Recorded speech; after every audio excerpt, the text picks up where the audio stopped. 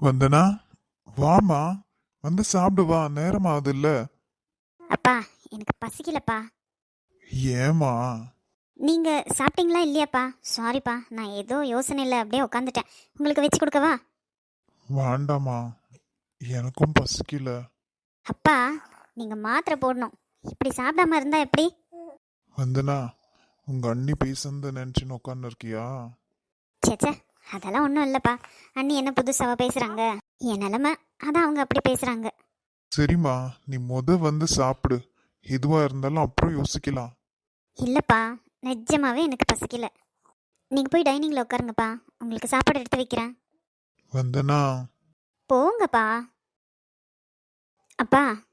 என்னடா?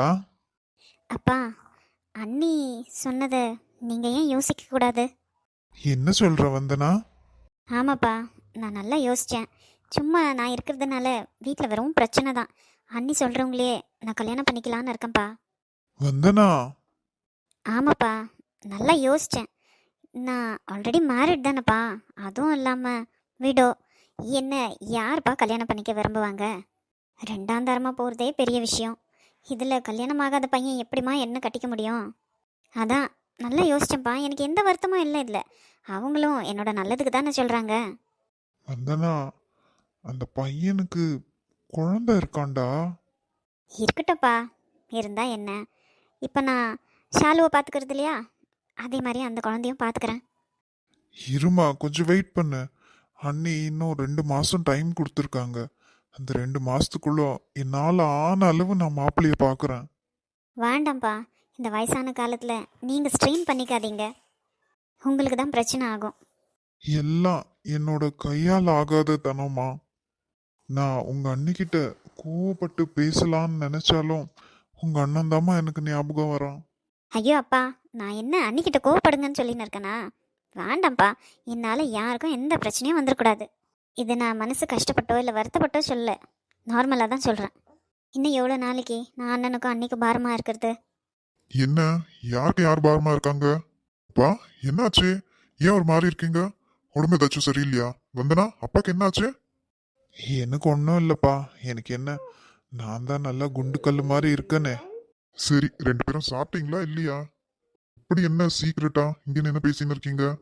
அண்ணா, நானே உங்ககிட்ட கொஞ்சம் பேசணும்னு இருந்தேன். என்னம்மா, என்ன விஷயம்? அண்ணி ஒரு இடத்துல மாப்பிள்ளை பார்த்துருக்காங்களாம்.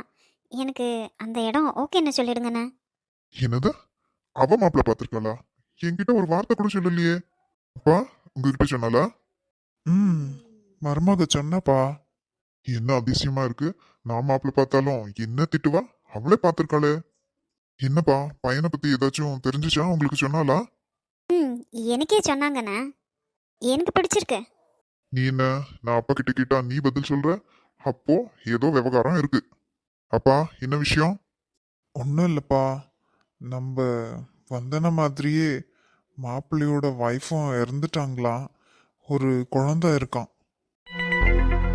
நினைச்சேன். நான் நினைச்சேன் இவ என்னைக்கு என் தங்கச்சிக்கு நல்லது நடக்கணும்னு நினைச்சிருக்கா. ஐயோ அண்ணே, உன் தங்கச்சி மட்டும் என்ன, அவளும் புருஷன் செத்தவ தானே. அப்போ அவளுக்கு அந்த மாதிரி ஆளுங்க தானே கிடைக்குவாங்க. வந்தனா, வாய மூடு. என்ன பேச்சு பேசுற நீ? நீ வாழ்ந்ததெல்லாம் ஒரு வாழ்க்கையா? நீ ஆயிரம் சொல்லு அண்ணே. கல்யாணம் ஆனது ஆனது தானே.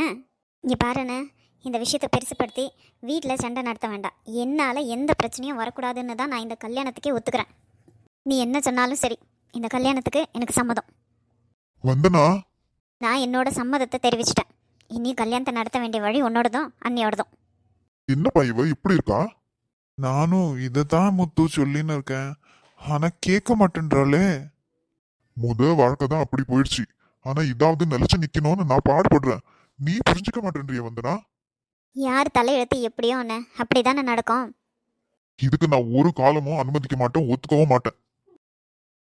அப்பா என்னப்பா இது? எனக்கும் இதுல விருப்பம் இல்லம்மா. எல்லாமே புதுசாக பார்த்து பண்ணுறதுக்கு உங்கள் வீட்டு பொண்ணு என்ன கல்யாணம் ஆகாதவளா? நீங்கள் வேணும்னா அப்படி நினச்சிக்கலாம். மற்றவங்கெல்லாம் இப்படி தான் நினைக்குவாங்களா? இவளுக்கு ஏற்கனவே கல்யாணம் ஆயிருக்கு, இதெல்லாம் இவளுக்கு புது மாப்பிள்ளை கேட்குதான்னு ஊரே எனக்கு காரி துப்பாது. அம்மா, வர வர உன் பொண்ணு போக்கே சரியில்லை. எங்க போறா எங்க வரா ஒண்ணுமே தெரியறதில்ல பாத்துக்கோ. ஏன்டா அவளை அப்படி சொல்ற? மற்றவங்க மாதிரி அவ என்ன ஊரா சுத்துறா? காலேஜ் போவா வருவா, இல்லைன்னா அந்த ஹாசினி கூட சுத்தின்னு இருக்குவா. இன்னும் எங்க போப் போறா? உன் பொண்ணை நீ விட்டு கொடுக்க மாட்டியே. எதனா ஒன்று ஆச்சுன்னா நான் எப்படிம்மா வருவேன்? நான் பெங்களூர்ல வேலை செய்கிறேன். டக்குன்னு ஓடி வரத்துக்காகுதா? நீ தான் நம்ம பார்த்து உஷாரா இருந்துக்கணும். அதெல்லாம் நான் இருந்துக்குவேன்டா. வந்ததும் வராதுமா உன் புராணத்தை இழுக்காத. கை கால் கழுவினுவா, சாப்பாடு எடுத்து வைக்கிறேன். இருமா, அவ வந்துட்டோம், எல்லாம் ஒன்றா சேர்ந்து சாப்பிடலாம். அண்ணா, வாங்க மேடம். இந்த ஊர் கலெக்டரை கூட பிடிச்சிடலாம், உங்களை பிடிக்கிறது ரொம்ப கஷ்டமா இருக்கு. எப்ப அண்ணா வந்த? இப்பதான் வந்த. ஆமா, நீ எங்க போயிட்டு வர? நேரத்தை பார்த்தியா? எங்க அண்ணன் போற? ஹாசினி வீட்டில் தான் இருந்தேன். இப்படியே ஏமாத்துடி, ஒரு நாள் நீ நிஜமா எங்க போறன்னு வந்து கண்டுபிடிக்கிறேன் பாரு. அதெல்லாம் நீ கண்டுபிடிக்க முடியாது. சரி, எனக்கு என்ன வாங்கின்னு வந்த? ஏண்டி, இப்பதான் வந்திருக்கான் அவன். வந்த உடனே ஆரம்பிச்சிட்டியா? போ, போய் அவனுக்கு சாப்பாடெல்லாம் எடுத்து வை. நான் எல்லாம் சூடு பண்ணி வைக்கிறேன். 2 பேரும் வாங்க சாப்பிட. வா கனி. டே அண்ணா, என்னடி? நான் ஒரு விஷயம் கேட்டா தப்பா நினைக்க மாட்டியே? என்ன சொல்லு. நீ இன்னும் ஹாசினிய விரும்புறியா? அதெல்லாம் எதுக்கு இப்போ? வா. சொல்லுடா. அதெல்லாம் முடிஞ்சு போன கதை கனி. இப்ப எதுக்கு அதெல்லாம்? எப்படி இருக்கா? நல்லா இருக்காளா? நீ இன்னும் அவளை விரும்புறதானே? அது அப்போ, இப்ப இல்ல, விடு. இல்லடா, நீ அவளை கல்யாணம் பண்ணிக்கிறியா? ஏய், என்ன உளர்ற? அவதான் ஒருத்தனை விரும்புறாள்ல. அவனை பத்தி பேசாதடா. அவன் சரியான ஃப்ராடு.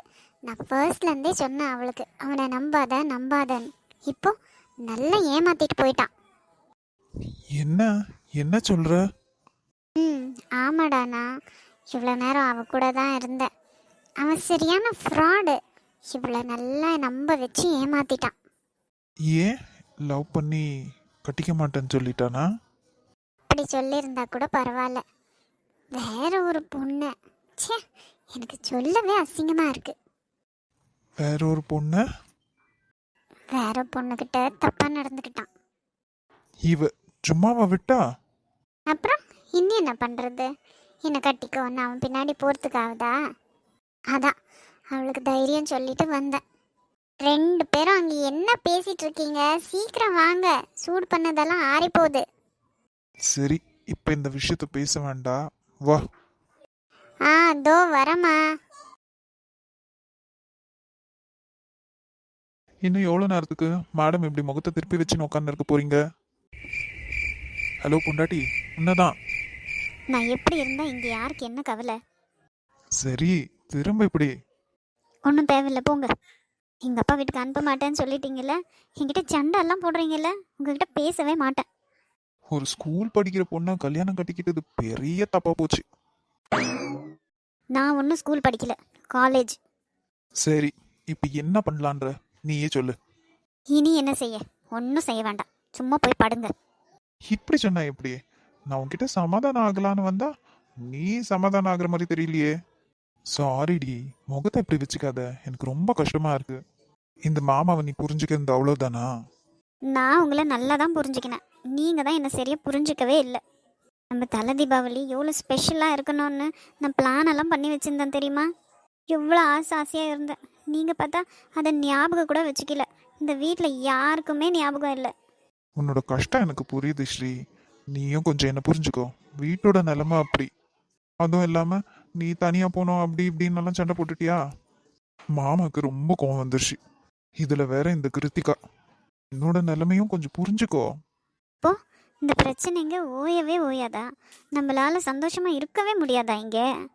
என் ஃப்ரெண்டு கவிதா, அவளுக்கும் இப்போ தான் ரீசெண்டாக கல்யாணம் ஆச்சு. அவங்க ஹனிமூனுக்கு மூணார் அங்கே இங்கேன்னு நிறைய இடத்துக்கு போயிருக்காங்க. நீங்கள் இங்கே பக்கத்தில் இருக்கிற எங்கள் அப்பா வீட்டுக்கு என்னை கூப்பிட்டுன்னு போல. அப்போ எனக்கு கோவம் வருமா வராதா? உனக்கு என்ன, ஹனிமூன் போகணும் அவ்வளவுதானே? ஆமாம், லாஸ்ட் டைமும் அப்படி தான் சொன்னீங்க. அது அப்படியே போயிடுச்சு. நீங்கள் ஒன்றுமே சொல்லாதீங்க. சாரிடி. உங்கள் சாரியை நீங்களே வச்சுக்கோங்க. சரி, அப்ப என்னதான் வேணும் உனக்கு சொல்லு. இப்போதைக்கு எனக்கு ஒன்றும் வேண்டாம், பயங்கர தலைவலி. படுக்க விட்டா போதும். அவ்வளவுதானே, வா மாமா உனக்கு தலைக்கு தைலம் தேய்ச்சி விடுறேன், நீ தூங்கு. அத்தை கிட்ட நான் அப்படியெல்லாம் பேசிட்டேனே, என்ன தப்பா நினச்சிருப்பாங்களா? சே சே, அம்மா போய் உன்னை அப்படி நினைக்குவாங்களா? அதெல்லாம் எதுவும் இல்லை, எல்லாம் சரியாயிடும்.